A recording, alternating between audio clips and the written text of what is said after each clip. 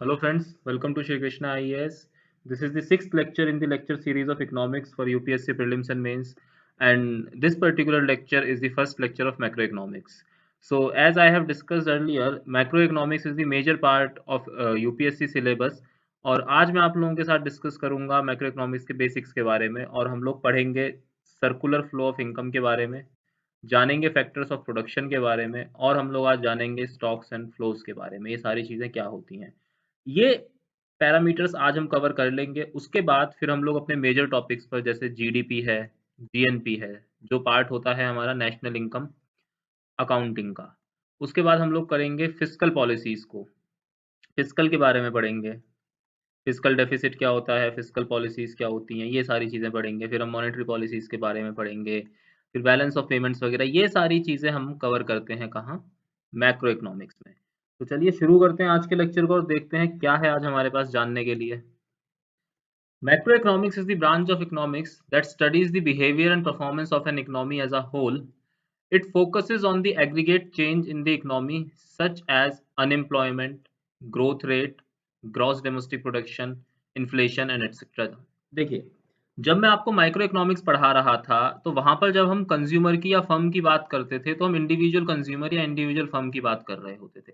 यहाँ पर हम बात करेंगे पूरे देश की इकोनॉमी के बारे में, एक कंट्री की economy as a whole.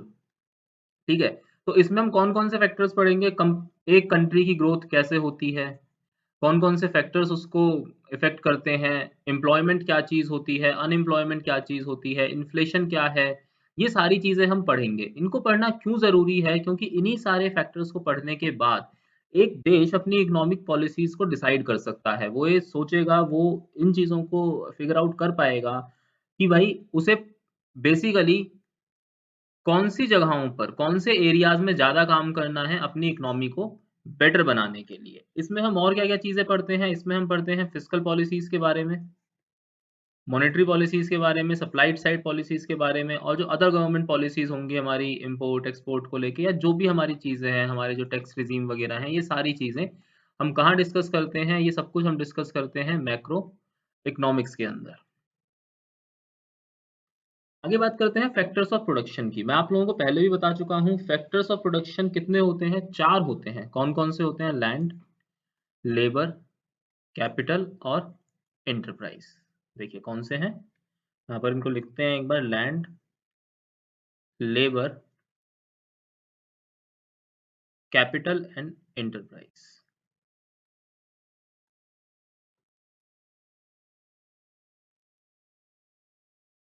Land के लिए जो लैंड होता है, आप पे करते हैं रेंट। लेबर के बदले में हम पे करते हैं वेजेस। कैपिटल के बदले पे करा जाता है इंटरेस्ट। और एंटरप्राइज यानी कि एंटरप्रेन्योरशिप के बदले में जो मालिक होते हैं उनको क्या मिलता है? प्रॉफिट मिलता है। ठीक है, तो ये 4 जो हैं वो क्या होते हैं? ये हमारे फैक्टर्स ऑफ प्रोडक्शन होते हैं। सर्कुलर फ्लो ऑफ इनकम में हम यही पढ़ते हैं कि ये फैक्टर्स ऑफ प्रोडक्शन कहाँ से प्रोक्योर करे जाते हैं। ये भी तो जानना जरूरी है ना कि फैक्टर्स ऑफ प्रोडक्शन प्रोक्योर कहाँ से करती है। एक फर्म जो है वो फैक्टर्स ऑफ प्रोडक्शन को कहाँ से प्रोक्योर करके लाती है, तो ये हम जानेंगे कहाँ, सर्कुलर फ्लो ऑफ इनकम में हम इन चीजों को देखेंगे। देखते हैं सर्कुलर फ्लो ऑफ इनकम क्या होता है। देखिए, ये एग्जाम्पल है सिंपल इकोनॉमी का। सिंपल इकोनॉमी का मतलब होता है क्लोज्ड इकोनॉमी। सिंपल इकोनॉमी का मतलब है क्लोज्ड इकोनॉमी, यानी कि इस इकोनॉमी के अंदर ना एक्सपोर्ट होता है ना इंपोर्ट होता है, यानी बाहरी दुनिया से कोई ताल्लुक नहीं होता है। उसके अलावा यहाँ पर कोई बैंकिंग इंस्टीट्यूशंस नहीं होते हैं, फाइनेंशियल इंस्टीट्यूशंस नहीं होते हैं। हाउसहोल्ड्स जो भी अर्न करते हैं वो उसको स्पेंड कर देते हैं। ठीक है, तो जो भी इनकम जनरेट होती है वो फिर से पूरी की पूरी इनकम प्रोडक्शन साइकिल में आ जाती है, उसमें कोई इनकम का लॉस नहीं होता है। तो क्या होता है, देखिए ये जो हाउस होल्ड्स होते हैं ये फर्म्स को, बिजनेसेस को क्या प्रोवाइड करते हैं? फैक्टर्स ऑफ प्रोडक्शन देते हैं। ये बिजनेसेस को फैक्टर्स ऑफ प्रोडक्शन प्रोवाइड करते हैं। फैक्टर्स ऑफ प्रोडक्शन यानी कि लैंड। इनमें से ही किसी हाउस होल्ड के पास लैंड होगा जो उस लैंड को किराए पे दे देगा इस कंपनी को फैक्ट्री लगाने के लिए। इन्हीं हाउस होल्ड्स में रहने वाले लोग काम करेंगे लेबर की तरह इस कंपनी में। ठीक है, उसके बाद यही लोग कैपिटल इन्वेस्ट करेंगे, अपना पैसा देंगे कंपनी को प्रोडक्शन करने के लिए, और इन्हीं में से ही कोई ना कोई इस बिजनेस को, इस एंटरप्राइज को शुरू करेगा। तो यहीं कहीं से निकलेंगे आपके एंटरप्रेन्योर्स, ठीक है। उसके बाद in return of these things, ये क्या पे करेगा, ये बिजनेस क्या देगा, ये बिजनेस इन लोगों को देगा गुड्स एंड सर्विसेज।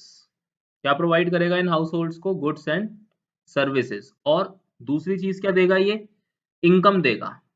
इनकम किस किस फॉर्म में देगा, इनकम इस फॉर्म में देगा, जिन लोगों ने लैंड दिया होगा उन्हें रेंट पे करेगा, जिन लोगों ने लेबर दी होगी उन्हें वेजेस पे करेगा, जिन लोगों ने कैपिटल दी होगी उन्हें इंटरेस्ट पे करा जाएगा, जिन लोगों ने, जो मालिक होंगे, जो एंटरप्रेन्योर्स होंगे, उन्हें प्रॉफिट पे करा जाएगा। बदले में ये जो जनरेटेड इनकम होगी, ठीक है, ये हाउस होल्ड उसको किस चीज के ऊपर एक्सपेंडिचर करेंगे, उसका इन गुड्स एंड सर्विसेज को खरीदने के लिए, इन गुड्स एंड सर्विसेज को खरीदने के लिए ये हाउस होल्ड इस इनकम का क्या करेंगे, एक्सपेंडिचर करेंगे। और ये सारा का सारा एक्सपेंडिचर फिर से लौट के किसके पास चला जाएगा, इस बिजनेस के पास चला जाएगा, ठीक है। यहाँ पे देख रहे हैं आप, ये फ्लो शुरू हो गया इनकम का। क्या हो रहा है यहाँ पर आप देख सकते हैं क्लियरली, फैक्टर्स ऑफ प्रोडक्शन जा रहे हैं, ये इसकी डायरेक्शन है। उसके बाद ये गुड्स एंड सर्विसेज मिल रहे हैं, और क्या मिल रहा है, इनकम मिल रही है। बदले में क्या हो रहा है, एक्सपेंडिचर हो रहा है। तो इस काइंड ऑफ मॉडल में, इस इकोनॉमी में कोई भी जो है ना, पैसे का हेर फेर नहीं हो सकता। यहाँ पे जो भी इनकम जनरेट होगी वो इकोनॉमी में रहेगी। यहाँ पर कोई भी जो है वो लीकेज नहीं होगी, यहाँ पर कोई लीकेज नहीं होगी पैसे की, ठीक है। तो कोई ब्लैक मनी जनरेट नहीं होगी। ब्लैक मनी कब जनरेट होती है, जब पैसा लौट के दोबारा साइकिल में, इस प्रोडक्शन साइकिल में, इस सर्कुलर फ्लो में नहीं आता है। जो मनी लौट कर इस सर्कुलर फ्लो में नहीं आती है उसे ही क्या बोला जाता है, ब्लैक मनी बोली जाती है, ठीक है। ये बात हमने किससे करी, सिंपल इकोनॉमी की, क्लोज्ड इकोनॉमी की। लेकिन इन जनरल हमारी इकोनॉमी ऐसी थोड़ा ना होती है, इस तरीके से हम काम नहीं करते। हमारी इकोनॉमी में क्या, गवर्नमेंट भी होती है, फाइनेंशियल इंस्टीट्यूशंस भी होते हैं, इंपोर्ट एक्सपोर्ट भी चलता है, बाहर से भी फॉरेन इन्वेस्टमेंट भी आती है। ये सारी चीजें हमारी इकोनॉमी में इंक्लूडेड होती हैं। तो कॉम्प्लेक्स मैकेनिज्म क्या होता है, कॉम्प्लेक्स मैकेनिज्म कुछ ऐसा होता है। देखिए, इसमें थर्ड प्लेयर क्या आ गया, गवर्नमेंट। गवर्नमेंट क्या करती है, गवर्नमेंट लोगों से टैक्सेस लेती है, टैक्सेस के बदले में उन्हें कुछ सर्विसेज प्रोवाइड करती है, ठीक है। जैसे हमें रेलवेज की सर्विस मिलती है, या पब्लिक डिस्ट्रीब्यूशन है, या रोड्स हैं, इंफ्रा है, ये हेल्थ, पब्लिक हेल्थ है। ये सारी चीजें गवर्नमेंट हमें प्रोवाइड करती है। किसके बदले प्रोवाइड करती है, जो हमसे टैक्स लेती है उसके बदले। कभी कभी सरकार जो टैक्स पेयर से पैसा लेती है उसके बदले और भी इंपॉर्टेंट चीजें प्रोवाइड कर देती है, जैसे स्टैचू ऑफ यूनिटी या राम मंदिर, ऐसी चीजें भी प्रोवाइड कर दी जाती हैं कभी कभी, जो बिल्कुल इसको आप बोनस की तरह ले सकते हैं। फिर गवर्नमेंट स्पेंडिंग भी करती है, जिस गवर्नमेंट स्पेंडिंग से फर्म्स के पास भी पैसा आता है, ठीक है। ये फर्म्स हाउस होल्ड से भी परचेजेस करते हैं, बदले में उनको वेजेस पे करते हैं, ठीक है। उसके बाद अब क्या होगा, ये जो हाउस होल्ड्स हैं ये कुछ सेविंग भी करते हैं। जो कॉम्प्लेक्स इकोनॉमी होती है, यानी कि जो ओपन इकोनॉमी होती है, उसमें जो हाउस होल्ड्स हैं वो सेविंग भी करते हैं। सेविंग किसके पास करते हैं, फाइनेंशियल इंस्टीट्यूशंस के पास करते हैं, जैसे कि बैंक्स या other financial institutions, non banking financial institutions हो सकते हैं, ठीक है। उसके बाद इंपोर्ट एक्सपोर्ट भी होता है, यानी कि बाहरी दुनिया से भी, यानी कि ग्लोबल ट्रेड भी होती है जी, ठीक है। वहां से भी पैसा आता है, वहां से भी इन्वेस्टमेंट आती है। तो जो सर्कुलर फ्लो ऑफ इकोनॉमी होता है कॉम्प्लेक्स इकोनॉमी के अंदर, सर्कुलर फ्लो ऑफ इनकम जो होता है कॉम्प्लेक्स इकोनॉमी में, उसमें दायरे खुल जाते हैं। तो इसमें क्या होता है, इस वाले केस में ना पैसे की लीकेज भी ज्यादा होती है, ठीक है। बहुत सा मनी ऐसा होता है जो कि इस फ्लो के अंदर लौटकर नहीं आता है, और जो पैसा इस फ्लो के अंदर लौटकर नहीं आ पाता है उसे कौन सा मनी बोलते हैं, ब्लैक मनी, ठीक है। जिसको लाने के लिए एक अभूतपूर्व डिसीजन लिया गया था, एक इनक्रेडिबल डिसीजन लिया गया था, याद होगा आप लोगों को, डीमोनेटाइजेशन। एक लेक्चर अलग से बनाऊंगा बिल्कुल डीमोनेटाइजेशन के ऊपर, और उसमें जानेंगे कि डीमोनेटाइजेशन के हमें क्या फायदे और क्या नुकसान हुए। जो as per the very renowned and very elite economist and the other financial professionals, जो डीमोनेटाइजेशन और जीएसटी जैसे जो रेवोल्यूशनरी स्टेप लिए गए थे, वही कारण हैं जो आज हमारी इकोनॉमी इस तरीके से गिर रही है, मुंह के बल जो आकर हमारी इकोनॉमी गिर रही है। यही जो रेवोल्यूशनरी डिसीजंस थे ना, क्रांतिकारी डिसीजंस थे, वो उन्हीं का ही नतीजा है। छोड़िए, वो एक अलग चीज है, उसके बारे में फिर कभी आपसे डिटेल में डिस्कस करा जाएगा। ठीक है। वक्त वक्त पर अलग अलग सरकारें आई हैं और हर सरकार ने अपने हिसाब से काम करा है, ये डेमोक्रेसी है। चलिए आगे बात करते हैं इंटरमीडिएट गुड्स और फाइनल गुड्स के बारे में। इंटरमीडिएट गुड्स और फाइनल गुड्स क्या होते हैं, पहले फाइनल गुड्स बता देता हूँ। फाइनल गुड्स ऐसे गुड्स होते हैं जो फर्दर किसी प्रोडक्शन प्रोसेस से नहीं गुजरते हैं, जो फर्दर ट्रांसफॉर्म नहीं होते हैं, वो पब्लिक के यूज के लिए डिलीवर कर दिए जाते हैं। ठीक है। हो सकता है वो अदर किसी प्रोडक्शन प्रोसेस में हेल्पफुल हो या अदर किसी प्रोडक्शन प्रोसेस में पार्ट लें, लेकिन वो खुद से ट्रांसफॉर्म नहीं होते हैं, वो फाइनली किसके लिए होते हैं, कंज्यूम करने के लिए होते हैं। और फाइनल गुड्स भी दो तरीके के होते हैं, एक होते हैं कंजम्पशन गुड्स, दूसरे होते हैं कैपिटल गुड्स। इनके बीच में डिफरेंस एग्जांपल से समझिए। कंजम्पशन गुड होते हैं जैसे क्लोथ्स हुए, पेरिशेबल गुड्स हुए यानी कि फूड हुआ, जैसे आटा, दाल, चावल, चीनी, ये सारी चीजें हुई। ठीक है। या अदर पेरिशेबल गुड्स की मैं बात करूं तो टूथपेस्ट हुआ, या आपके परफ्यूम्स हुए, इस तरीके की जितनी भी चीजें हैं, टी है, कॉफी है, ये सारी चीजें किस में आती हैं, कंजम्पशन गुड्स में आती हैं। इसका मतलब क्या होता है, हम इन्हें इस्तेमाल करते हैं, कंज्यूम करते हैं और ये खत्म हो जाते हैं। ठीक है। अदर क्या होते हैं, कैपिटल गुड्स होते हैं। कैपिटल गुड्स एक तरीके से कंपनीज की इन्वेस्टमेंट मान सकते हैं, उसे फर्म्स की इन्वेस्टमेंट मान सकते हैं। कैपिटल गुड्स क्या चीजें हो सकती हैं, जैसे मशीनरी हुई। ठीक है। जो एक फैक्ट्री के अंदर जो मशीनरी लगती है वो क्या है, कैपिटल गुड है। या जैसे आपने एक इंस्टीट्यूट खोला, आपने एक कोचिंग इंस्टीट्यूट शुरू करा, उस कोचिंग इंस्टीट्यूट के अंदर आपने चेयर्स रखी, टेबल लगाई, ठीक है, बच्चों के लिए पीने के पानी के लिए वाटर कूलर रखा। अब ये जो सारी चीजें हैं वो क्या है, ये कैपिटल गुड्स का एग्जाम्पल है। ठीक है। ये आपके फर्दर आपके प्रॉफिट मेकिंग में आपको हेल्प करने वाली है। ठीक है। इंटरमीडिएट गुड्स क्या होते हैं, इंटरमीडिएट गुड्स वो होते हैं जो अपने आप में कंप्लीट गुड्स होते हैं, लेकिन वो ट्रांसफॉर्म होते हैं और किसी गुड में कन्वर्ट होने, उनको ट्रांसफॉर्म करा जाता है और वो ट्रांसफॉर्म होके एक फाइनल गुड देते हैं, लेकिन वो अपने आप में एक कंप्लीट गुड होते हैं। इसका मतलब जैसे कि स्टील। ठीक है।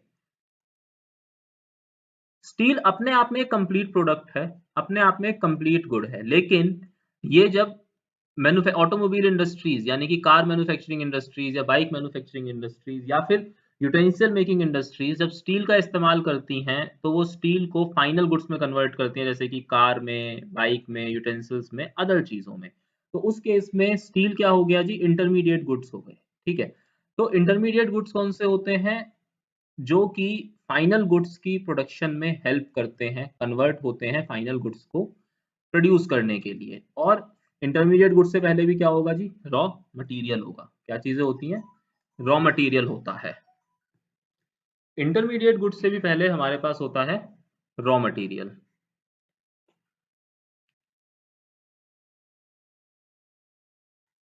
ठीक है जी। तो रॉ मटेरियल किस में कन्वर्ट होता है, इंटरमीडिएट गुड्स में, और इंटरमीडिएट गुड्स किस में कन्वर्ट होते हैं, फाइनल गुड्स में। कहा जा सकता है कि इंटरमीडिएट गुड्स अपने आप में भी कंप्लीट गुड्स हो सकते हैं। ठीक है। आगे बढ़ते हैं फ्लोज एंड स्टॉक्स के बारे में। फ्लोज और स्टॉक्स क्या होते हैं, देखिए इसमें डिफरेंस समझना बहुत जरूरी है। फ्लोज जो होते हैं वो over the period of time calculate करे जाते हैं, और स्टॉक्स जो हैं वो एक पर्टिकुलर टाइम पर कैलकुलेट करे जाते हैं। ठीक है। समझते हैं क्या होता है। A flow is a quantity which is measured with the reference to a period of time. Thus, flows are defined with the reference to a specific period. Example, hours, days, weeks, months. यानी कि एक महीने में, एक साल में, एक week में, एक घंटे में क्या कमाई करी या क्या आप लोग लेकर आए, क्या आपने इन्वेस्टमेंट करी, वो सारी चीजें क्या किसके अंदर आती हैं, फ्लोज के अंदर आती हैं। ठीक है। Similarly all other economic variables which have time dimension that is whose magnitude can be measured over a period of time are called flow variables. For instance, income, जो हमारी इनकम होती है वो क्या होती है, वो एक किस्म का फ्लो होती है, क्योंकि इनकम हमें कैसे मिलती है, मंथली मिलती है या वीकली मिलती है या डेली बेसिस पे मिलती है, जैसे भी हमें मिलती है।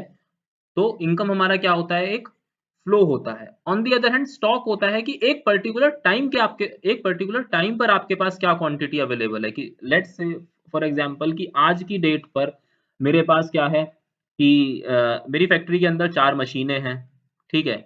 और मेरे पास बैठने के लिए कुर्सियां हैं और टेबल्स हैं या अदर जो भी चीजें हैं, कंप्यूटर्स हैं, फॉर जो भी चीजें मेरे पास हैं इस पर्टिकुलर टाइम पर, वो सारी चीजें किसका पार्ट होंगी, मेरे स्टॉक का पार्ट होंगी, या जो भी मेरे पास मैन्युफैक्चर्ड गुड्स पड़े हुए हैं, ठीक है, वो सारे क्या हैं, मेरे स्टॉक का पार्ट है।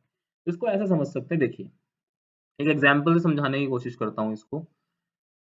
सपोज करते हैं ये एक वाटर टैंक है, ठीक है, इस वाटर टैंक के अंदर ये क्या है, ये मेरा आउटलेट पाइप है, ठीक है, और ये यहाँ से मेरा इनलेट पाइप है, ठीक है, ये इनलेट है और ये आउटलेट है, ठीक है, ये इस वाटर टैंक के अंदर पानी है, ठीक है, यहाँ से पानी आ रहा है ये, और यहाँ से पानी बाहर निकल रहा है। तो ये जो इनकमिंग वाटर है और ये जो आउटगोइंग वाटर है, ये क्या है, ये आपका फ्लो है। और जितना पानी इस टैंक में गिवन इंस्टेंस पर, एक पर्टिकुलर इंस्टेंस पर बचा हुआ है, रहता है, वो क्या है, वो स्टॉक होता है। ठीक है जी। तो स्टॉक और फ्लो का डेफिनेशन समझ गए। फ्लो जो है, फ्लोज जो होते हैं वो over a period of time calculate करे जाते हैं, और स्टॉक्स एक पर्टिकुलर मोमेंट पर, एक पर्टिकुलर इंस्टेंस पर कैलकुलेट करे जाते हैं। फॉर एग्जाम्पल वेल्थ जो होती है वो क्या होती है, स्टॉक होती है, और इनकम क्या होता है, फ्लो होता है। सबसे अच्छा एग्जाम्पल है इन दोनों के बीच का डिफरेंस समझने के लिए, वेल्थ और इनकम। इनकम हम over the period of time earn करते हैं, वेल्थ ये वो होती है जो एक पर्टिकुलर इंस्टेंस पर, एक पर्टिकुलर टाइम पीरियड पर हमारे पास अवेलेबल होती है। या फिर इनके बीच का डिस्टेंस समझने के लिए, स्टिल कैमरा और एक वीडियो कैमरा। ठीक है, वीडियो कैमरा जो है वो क्या होता है, वो एक तरीके से फ्लो को कैलकुलेट करता है, ठीक है, और स्टिल कैमरा क्या होता है आपका, स्टॉक। ठीक है जी। तो आज के लेक्चर में इतना ही। अगले लेक्चर में हम लोग पढ़ेंगे जीडीपी और जीएनपी के बारे में। जीडीपी और जीएनपी पढ़ाने से पहले एक लेक्चर आप लोगों को मिलेगा डोमेस्टिक इकोनॉमिक टेरिटरी के ऊपर। उस लेक्चर को प्लीज ध्यान से देख लीजिएगा। उसको देखे बिना जीडीपी और जीएनपी समझ में नहीं आएगा, थोड़ा मुश्किल होगी समझने में। तो प्लीज उस डोमेस्टिक इकोनॉमिक टेरिटरी के लेक्चर को जरूर देख लीजिएगा जीडीपी एंड जीएनपी को समझने से पहले। तो thank you for watching this lecture. अच्छा लगा हो तो प्लीज़ लाइक कीजिएगा, शेयर कीजिएगा, सब्सक्राइब कीजिएगा। अगर हमारी कोई कमी है तो हमें प्लीज़ व्हाट्सएप करके या ईमेल करके ज़रूर बताइए। अगर आप मेरे से कुछ पूछना चाहते हैं तो इस ईमेल आईडी पर हमें आप मैसेज कर सकते हैं। आप और कोई कोर्स चाहते हैं और किसी पर्टिकुलर टॉपिक पर आप वीडियो चाहते हैं तो आप हमें कमेंट सेक्शन में बता सकते हैं। कोई भी सजेशन, कोई भी चेंजेस वेलकम हैं सबकी तरफ से। आप हमें बता सकते हैं, सजेस्ट कर सकते हैं कुछ भी। Thank you once again, bye bye, take care.